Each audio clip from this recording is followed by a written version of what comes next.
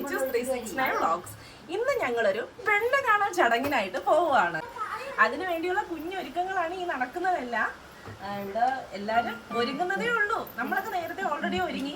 ഇവരെല്ലാം പതുക്കെ ഒരുങ്ങുന്ന പാർട്ടീസ് ആയത് കൊണ്ട് പിന്നെ പറഞ്ഞിട്ടൊന്നും കാര്യമില്ല. ഇവിടെ ചെക്കൻ ഒരുങ്ങുന്നതേ ഉള്ളൂ. ഭയങ്കര ഒരുക്കമാണ് ഇവിടെ നടക്കുന്നത്. ഒന്ന് മുഖം കാണിക്കോ പ്ലീസ്. ഒരു ഹായ് പറയോ ഞങ്ങളുടെ വ്ളോഗിന് വേണ്ടി.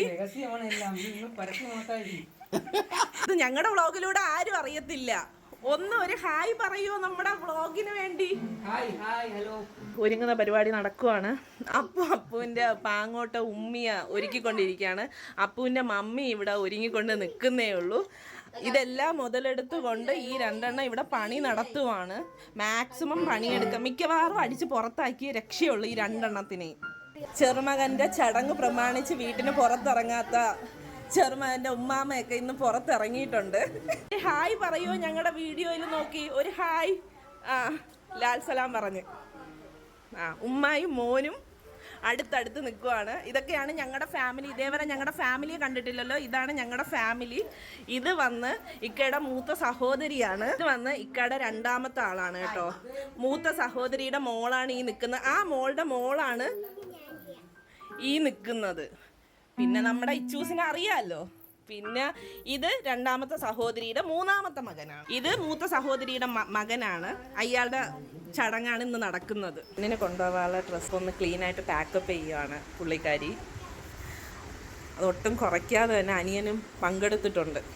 ആ ഡ്രസ്സൊന്ന് കാണിക്കുമോ ഇക്ക? ആ ഡ്രസ്സൊന്ന് കാണിക്കുമോ?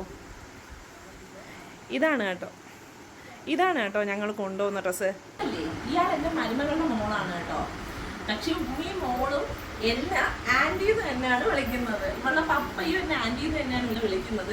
അപ്പം ഞങ്ങളുടെ ഡ്രസ്സൊക്കെ എങ്ങനെയുണ്ട്, കൊള്ളാവോ പോകുന്നത്? ഒരു കുഞ്ഞ് ഫംഗ്ഷൻ ആകുന്നതുകൊണ്ട് കുഞ്ഞു രീതിയിലുള്ള ഡ്രസ്സിങ് ഒക്കെയാണ് ഇത്. അപ്പം നിങ്ങൾക്ക് ഇഷ്ടപ്പെട്ടോ ഞങ്ങളുടെ ഈ ഡ്രസ്സിങ്ങും കാര്യങ്ങളും എല്ലാം? ഞങ്ങളുടെ ഫാമിലിയിൽ നിങ്ങൾക്ക് ഇഷ്ടപ്പെട്ടോ? കമൻറ്റ് ചെയ്യണം കേട്ടോ എങ്ങനെയാണെന്നുള്ളത്. ഇച്ചുവിനെ ഒരുക്കുവാണ് കേട്ടോ. ഒരിക്കലെല്ലാം നിർത്തിയതാണ്. അവൻ പിന്നെ ഓടിയെല്ലാം കുളമാക്കി. ഇച്ചു ഒരു ഹായ് പറയുമോ?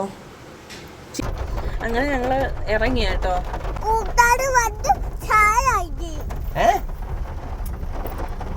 ഇതൊരു ചെറിയ പരിപാടിയാണ് കേട്ടോ. നിങ്ങൾക്ക് ആളെണ്ണം കണ്ടപ്പോൾ മനസ്സിലായല്ലോ വളരെ കുറച്ച് ആൾക്കാരേ ഉള്ളൂ എന്ന്. അതിനർത്ഥം ഇതൊരു കുഞ്ഞു പരിപാടിയാണ്.